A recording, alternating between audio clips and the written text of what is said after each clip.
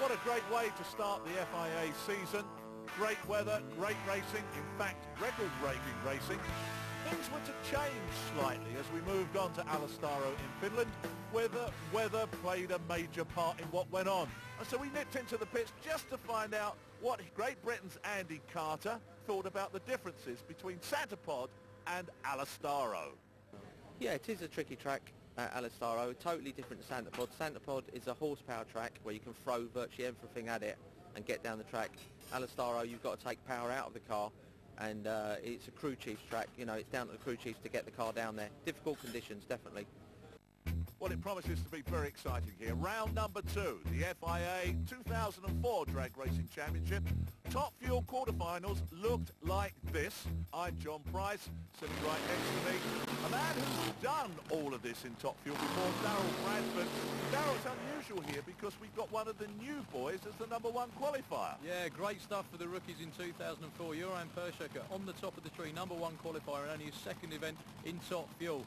Here we had, I should say, as we're looking back at the quarterfinals, Mickey Kagarad in the Barco Tools Top Fuel car up against Smack Smith in the Promise Dreams car in the other lane. Now both of these guys are going to leave the starting line roughly the same time. You can see the head of flames nice and strong out of both cars. Mickey had a bit of a problem. Unfortunately, too much power dialed into the racetrack, shook and smoked the tyres and shut off. Smack Smith through with a 5.03. Very, very good run for this weekend, John. Yeah, great run for the last year's champion, Smack Smith, looking for form. Hasn't found it here at long last at Finland's Alastaro Raceway. Right, second pair that came out were the two Thomases. In the black car, the man who won at Santa Pod, the Pennzoil driver, Tommy Moller, and he finds himself up against Norway's Thomas Nators in the red Batmobile car. Now, Nators, very much a rookie in the class, was really hoping on this run that he was going to prove himself and put in a good car. Moller got out of the tracks first, engine went up in smoke, but both of them had problems, and look at this, must be one of the slowest wins I've ever seen. Moller took the win and went on into the next round. Darryl, that's crazy. Absolutely. As you can see there, Tommy getting out of shape, pedals the car and goes up in smoke. The blower belt comes off, and as you can see, Thomas has the same problem because they both had a lot of raw fuel coming out the pipes, and then it was a Fred Flintstone race, straight out the bottom to the finish line. Good way of describing it. I don't say that they're strictly going on with that. Right now then, the third pair that came out put Andy Carter against the man we were speaking to just now, Lex Yohn. And Lex, again, is a rookie in the class. He's looking to try and improve on his performance this year. Sponsored by MPM, getting a lot of good sponsorship from them. The Go Talk car of Andy Carter, the runner-up at Santa Pod. And Carter did not want to make any mistake here. Took a cracking run and put in the first 4 we've seen this weekend. 4.97. Yeah, Andy and the team will be real happy with that one. Getting very, very close to Nita Michaela's track record from last year. Last car we saw coming out, that man, Joran Perschecker, as we said before, on a bye run due to the fact there are 7 cars here. He's just going to launch the car, take it nice and easy, save the parts for the next round. His first season in Top Fuel, he seems to be getting very, very comfortable with the car, John, and he'll be real happy moving forward to the semi-finals. Yep, excellent stuff. Well done to him. And this is how our semi-finals look, which we're going to start watching right now.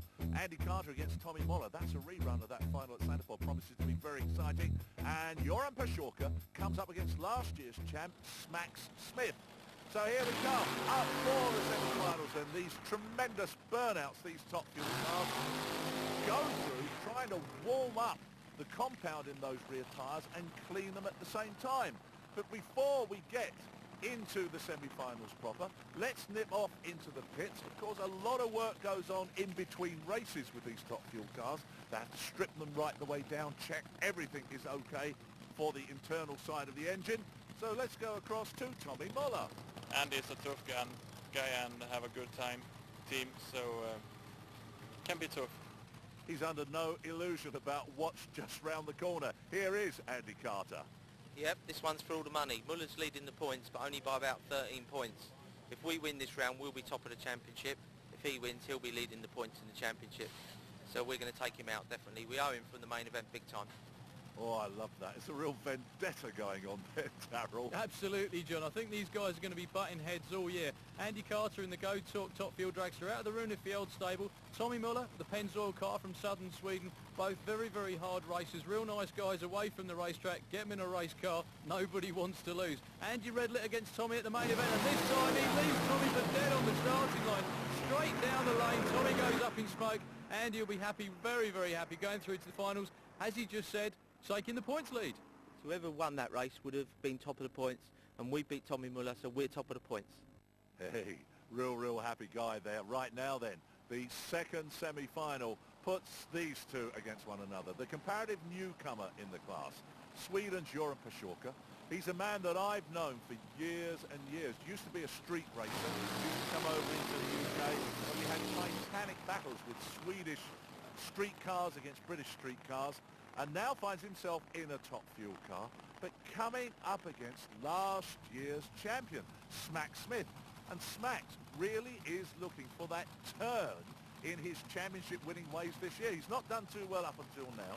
Indeed, this weekend he was the number 5 qualifier. What do you think, Darryl?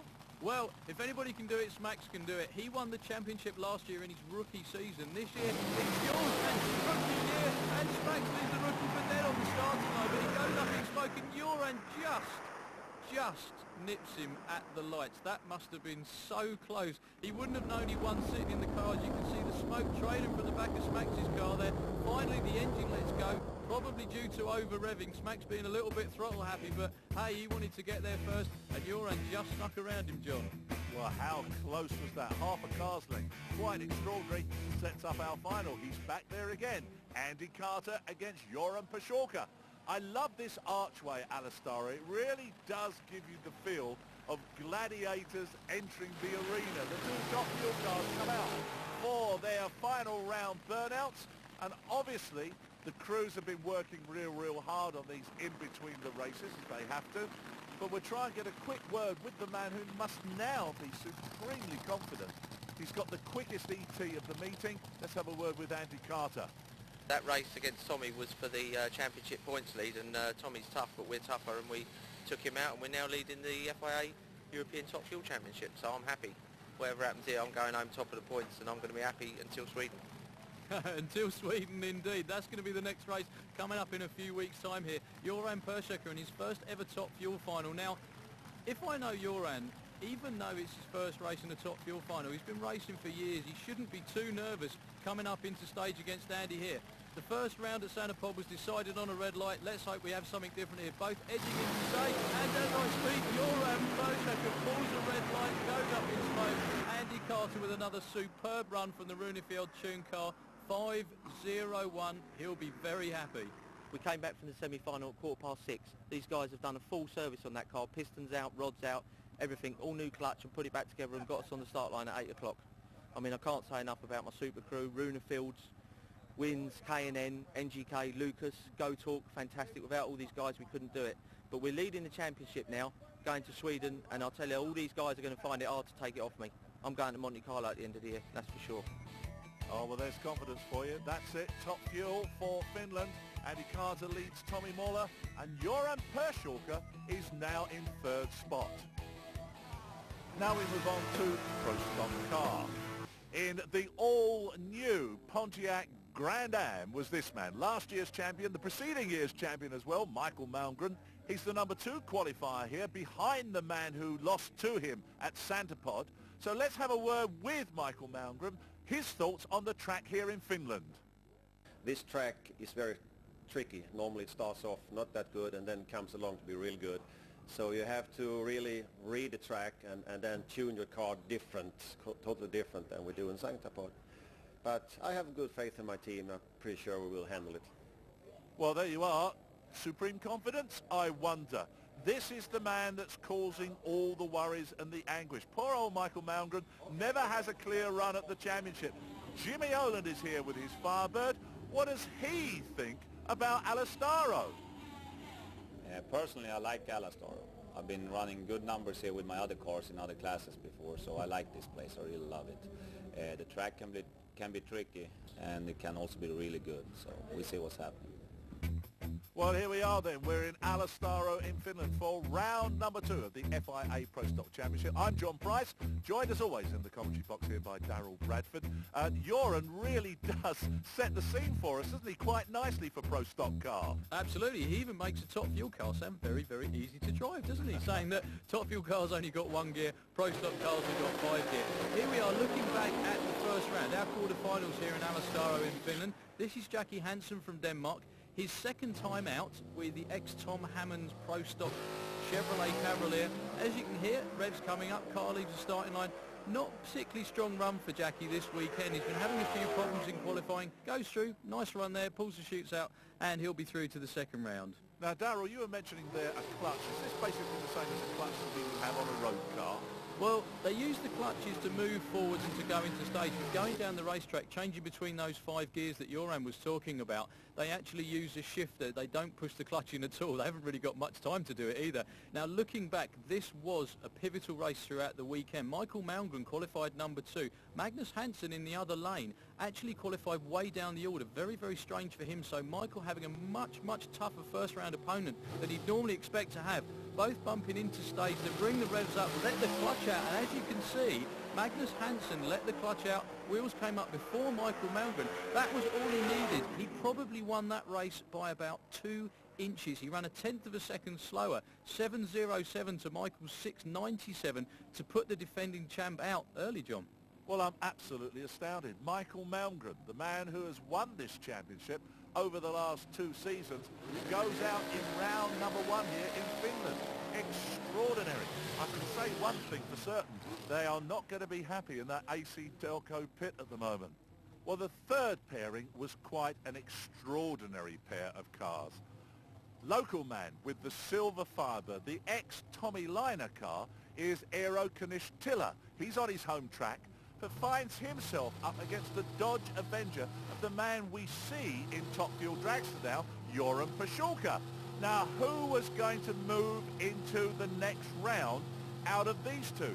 Comparatively unknowns to us in 2004, but the man who gets away first is the local man, Eero Tiller, and takes a very convincing win. Very convincing win indeed, John. 7.09 to 7.29. He and everybody else at Alastaro will be happy that the Finns in the semi-finals. Here we go with the last pair that came out at Alastaro. Tommy Landau in Michael Malmgren's old Camaro in the left-hand lane up against Jimmy Oland, who is giving Michael all sorts of problems at Santa Pod. Now, this could potentially be a very, very close race, but Tommy Landau, having the new car from Malmgren this year, probably going to take a little bit of time to get the combination sorted out, whereas as we saw at Santa Pod, John, Jimmy getting very, very quick with this. Oh, he is indeed. So it's Firebird against Camaro. GM muscle cars, of course, both of them. But it is Lindell really who's up against it here. Very, very tight away they were from the start line. But Oland just stamps his authority on the race. Took a win. Finds himself into the semi-finals. And a very, very impressive win there. 6.96 was the time that Jimmy Oland clocked on that run there. Quickest ET of the weekend so far, so he'll be feeling confident. Up in the semi-finals against Jackie Hansen from Denmark. Magnus Hansen in the other race, going to be up against Eero Tiller. So, first semi-final out we saw, John, was Jimmy Oland up against that man, Jackie Hansen. Yeah, here they come then. We're bang up to date now. And this is going to be interesting. Jackie Hansen, of course, with this all-new car you were telling us about earlier on, used to belong to a man who plays basketball in America. And they're all, by the very nature of what they do, very, very tall. Jackie Hansen.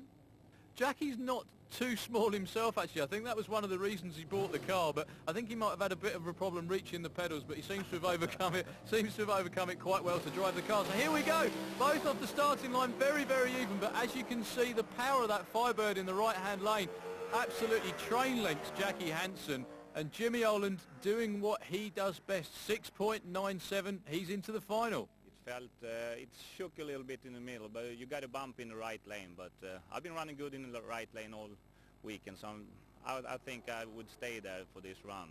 And with this superb crew I got, nothing can go wrong right now. I'm going to put his name forward for Men in Black 3, you know, when Tommy Lee Jones retires. Here's our second semi-final then, and it puts the local boy, Eero Tiller, up against Magnus Hansen. Now, bearing in mind the amount of track time that Eero gets compared to the amount of track time that Magnus gets. We see Magnus at every round. truthfully, it should be Magnus taking the win. But these two guys are running very, very similar times. Yeah, they have been, John. This weekend they're very closely matched. The whole of the season they're normally very closely matched. Even though Eero doesn't have that much track time, he does actually put in quite a lot of testing here at Alastaro, so he might have the edge when it comes to getting down this racetrack. Now, they both ran very similar ETs in the first round, with Magnus running a 7.07 and Eero running a 7.09, so it's all going to be on the starting line. Here they go, just nudging into stage, both staging like this. Magnus goes, unfortunately, just a hair's breadth before the green light comes on. Even though he had that head start, as you can see there, Eero just nipped him at the finish line anyway. So, as I said before, he would be real tough to get around. That sets up the final. Eero Knishtila, Jimmy Oland. It's going to be a very interesting race, John. Well, it's certainly interesting for the fact, of course, that Michael Malmgren, who is leading the championship this year, went out in round number 1 here at Alastaro. Jimmy Oland, who is sitting in second spot in the championship this year, is now doing the burnout to take him through into the final. And if Oland wins this final against Knishtila, then I'm certain he is going to be leading the championship in 2004, which is great for Jimmy Oland and heartbreaking for Michael Malmgren. So as they back up, they've just gone through their burnout. Presumably, Darryl, they do their burnout, what, in high gear, second gear, third gear?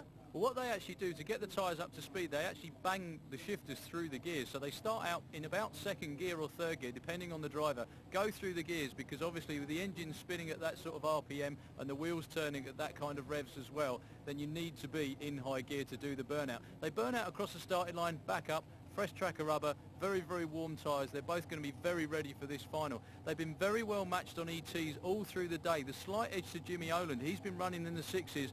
Knishtila has been down in the low 7.0s. So once again, as with most pro stock races, this is going to be won or lost on the tree. Here we go then. They're looking for a perfect .00 reaction time, just easing these cars into the staging bench. The lights burn down. The man who is away first is the man on his home track, Eero Knishtila. But just look at Jimmy Oland go. He takes the win with a 7.00 and the lead in the championship.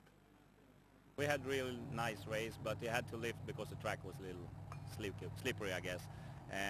But I'm happy. I was shaking real bad in third and fourth gear, but I know my guys give me a safe race car and a good race car, so I wasn't worried. I just kept in it. Happy guy. He sits at the top of the tree. Michael Malmgren now in second spot. You bet. And after the way the season started, it's going to be one hell of a rest of the year with these guys fighting it out all over Europe. Coming up, it's top old funny car. Now, a man who had a lot of problems at Santa Pod in round number 1 was this man. The Iron Cad car run by the Leanders brothers. Ulf Leanders is in the hot seat, and they actually split an engine in 2 at Santa Pod and were rescued by another racer. Let's hear about that. Yeah, the England race was kind of a disaster. We split the block in 2 and we had a lot of fires and bad stuff, but now we're here. We have a new engine and we have new parts, so we believe this is going to be good for us. Well, here we are then. Round number 2, Alastaro purpose-built racetrack in Finland. And here's how the quarterfinals looked as we look back on those, Darryl. Absolutely, yeah, John. Looking back on the first round here, Dan Larson out in the box, the funny car, up against Leif Andreasen in the Kamasa Tools ESAB Texaco Haviland cast of thousands funny car in the right-hand lane there. Now, Leif was looking to get back the form that saw him previously win championships of old. Dan Larson had a very good year last year, finished number 2, but let's just see what they did. Both coming up into stage, up to the starting line. Now, the new Dodge Stratus body on Leif Andreasen's car there looks absolutely fantastic, much more aerodynamic than the Dodge Avenger, which is the slightly older version on Dan Larson's car. Both into stage, very even off the starting line, and as you can see there, Dan Larson's chute popped out. He kept his foot down because in the car, he had no idea the chute had come out, probably shook out. Leif Andreasen takes his first round win in, oh goodness, a long time. He'd be very happy to be in the semi-final, John. Well, I tell you what, Darryl, there's a certain air of expectancy when the next two came out, because Ulf Leanders, an all-new setup in the cars, he was telling us, for this particular race, up against the man leading the championship, Urs Urbacher. And Urbacher one of the quick runners, of course. He runs right down into the 5.6s with this car. Wasn't the number 1 qualifier here this weekend. He was the number 4 qualifier behind Ulf Leanders, which is very, very unusual. So up to the start line they came, and almost identical start line reactions from those two. And Urbacher took the win again, a 6-0, not running the numbers that we normally see from these top methanol funny cars, but he is through into the semi-finals. Absolutely. Next pair up, Nicholas Anderson, having a banner weekend actually. I think he had his first number 1 qualifying position in top methanol funny car. Came out against Arvid Grodem. Arvid had a really good weekend at Sansapod in the first round of the championship, but here he qualified number 6 down the end of the ladder. Nicholas Anderson, number 1 qualifier at a 5.83. Form book normally goes out the window in drag racing when it actually comes to racing, because anything can happen. But here, followed absolutely to the letter. Arvid out, pretty good start there with the Mustang in the right-hand lane. Actually formerly a car that Mickey Kagarad, who owns Nicholas Anderson's car, they used to run, and Nicholas taking a very, very convincing win there. Low ET of the first round, 5.80. Very good for him, John. And he's got a bye run into the final, in the semi-finals, and Leif Andreasen comes up against his nemesis, Urs Urbacher. Well, a man coming out into the semi-finals on his bye run with a great deal of trepidation is this man. Nicholas Anderson in the Sandflex Mickey Kagrad-owned car, who's had a mega load of problems in that first round. Yeah, we have a solo around this round, so that is very easy. So, but we have engine problems just now, so maybe we must drive very soft this run, so and change the engine to the next round, to the final round. So here we go. He's going to do a soft run, Darryl. Absolutely. I think Nicholas, what he's going to do is just toodle, if you can do that in these cars, from one end to the other, basically get into stage, take the green light. He's not going to be running for a lapse time, so he's not going to be having lane choice in the final. That's presuming the other two come out and make strong runs. What they need to do is get the car back into the pits quickly. Now, what he was saying was he's damaged the crankshaft, so the engine still will run, but you can't put any load on it and drive it really, really hard. So the Sandflex team will be back in the pits, and they'll have the engine out, which will probably be the most work anyone's had to do between rounds on a run where you just toodle down the racetrack. I tell you, I'm really looking forward to this one, though. Look at this car. It looks like a space movie. Leif Andreasen with that all-new Dodge Stratos comes up against the championship winning car, the Firebird of Switzerland, Urs Urbacher. Now, it's hard for me to believe that Leif Andreasen, who won this championship in 1998, 2000 and 2001, hasn't really got a big win under his belt for some time. Let's have a word with the two drivers. Firstly, Urbacher. He's really fast. You have a really fast car, so we need to work a little bit on the car and make it ready for next round.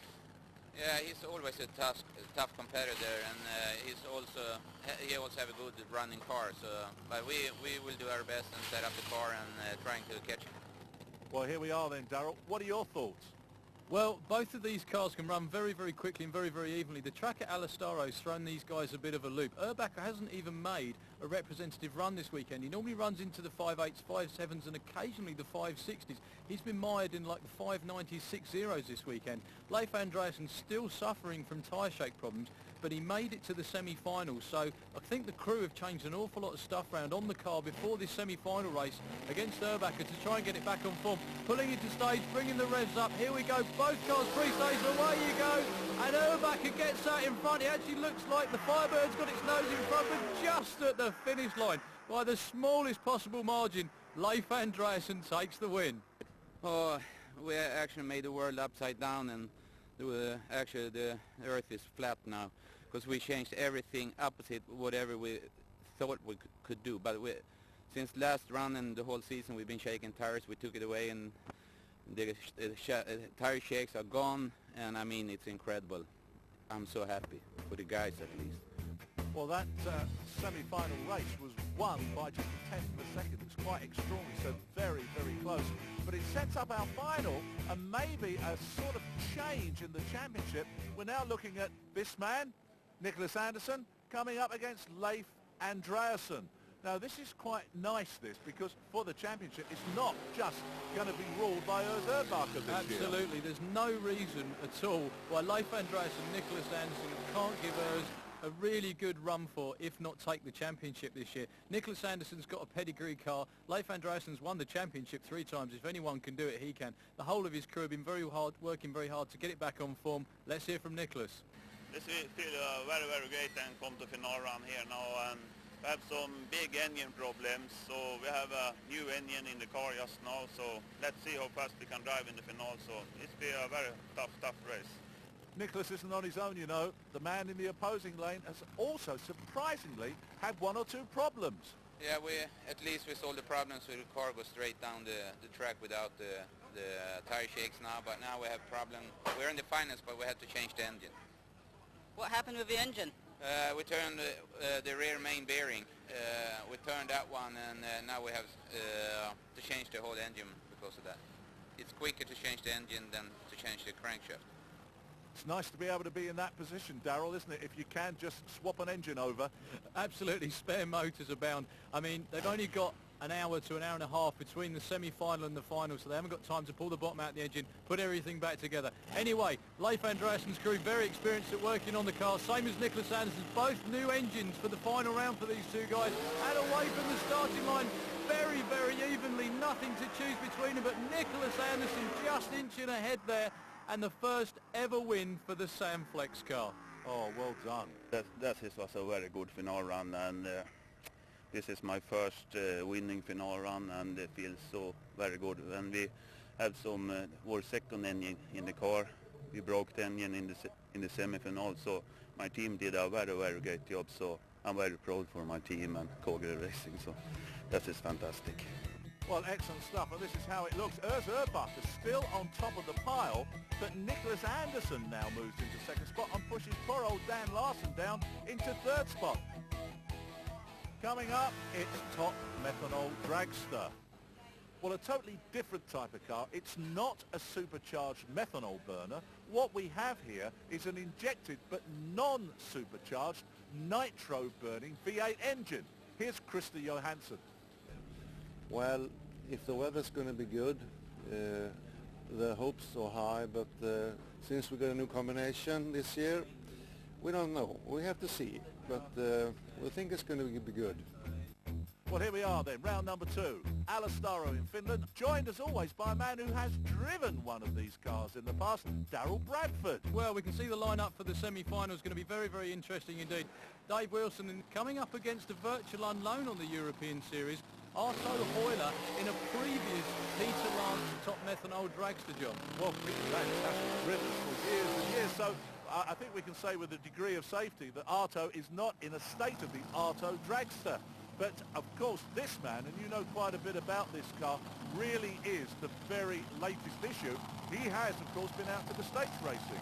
Yeah, they all did very, very well. The whole ACI racing team toured America over the winter and into the start of this season. Got a real head start on the opposition here in Europe by getting a lot more runs under their belt and a much more consistent combination as a result. Here they go, both into stage. Arto Hoyler in his first race for years in a methanol dragster actually leads on Dave Wilson by a little bit, but Dave pulls away. Superior horsepower in the right lane. Even though he lost the belt on that run, he still makes it through. Dave, through to the next round. Tell us what happened there. Oh, well, we left okay and we got down the first part of the track pretty good, and then probably around 1,000 feet blower belt let go, and luckily enough we were still in front. I don't know where the other guy was. I kicked the clutch out, but it didn't go any faster. So we survived the run again. Well, there you are, very happy Dave Wilson. What does he mean, kicks the clutch out then, Darryl? Well, what he was doing, what he was talking about there is that obviously when the car's in gear, if you drive your normal car and you actually take your foot off the accelerator while the car is going along, it'll slow the car down because the clutch is still in tune with the rear end and with the engine basically. So what he was trying to do was push the clutch in and let the car freewheel to get there as quick as possible so he didn't get caught up. Anyway, on to the other semi-final. Peter Schurfer in the Werner Dragster up against that man, Krista Johansson, returning in an injected nitro car. No supercharger on this car, but these have the potential when they go all the way through to be incredibly quick. Krista trying to master what is a very, very difficult combination here. Both into stage. Here we go, lights burn down, and Krista, oh my goodness, almost like a junior top fuel car, absolutely blows the tyres off there, John. And Peter Schurfer through to the final against Dave. Good. Ja gut, wir haben gewonnen, das ist schon mal gut gegen Christa Jonsson. Wir sind eine Runde weiter, wir sind mit Wilson im Finale und jetzt muss man gucken, aber es war eigentlich, ich würde sagen, kein schlechter Lauf. Ein bisschen durchdrehende Reifen, aber sonst war es eigentlich okay. Well, it was a good run for Peter Schurfer into the final. It's these two guys again, Peter Schurfer and Dave Wilson. But as they come out for this final, it's going to be so interesting to see who has the upper hand. Certainly coming into the final, Peter Schurfer had lane choice on the benefit of that quicker run. But let's have a word with the two drivers. First of all, here's Dave. Well, unfortunately, I think we probably made a little too many revs on the gear shift, and it shook pretty hard on that run. And the blower belt let go probably just after half track. So we were pretty lucky to get through after that. Well, here we are then, moving up into the staging beams. And Darryl, it looks as though Peter has a problem here. Yeah, that smoke isn't supposed to be coming out that side of the engine. I think they've got a bit of an oil leak over there. The team are being told to shut the car down, pushed away from the starting line. Dave Wilson pulls into stage. Unfortunately, it's going to be a foregone conclusion. The Englishman is going to take maximum points again from round two. The ACI Racing Group from down there in London in England are going to be very, very happy with the win. But, you know, one of those things in drag racing, some of them are won and lost on the racetrack, some of them won and lost in the pits, and obviously there was a bit of a problem before they came out. I don't know what happened to Peter. He didn't run. I guess something on the car broke, or there was some problem after their warm-up in the pit. But, I mean, that's one of the reasons we win, because I got the best pit guys there are. There's no change. Dave Wilson leads Peter Schurfer. We've seen it all before.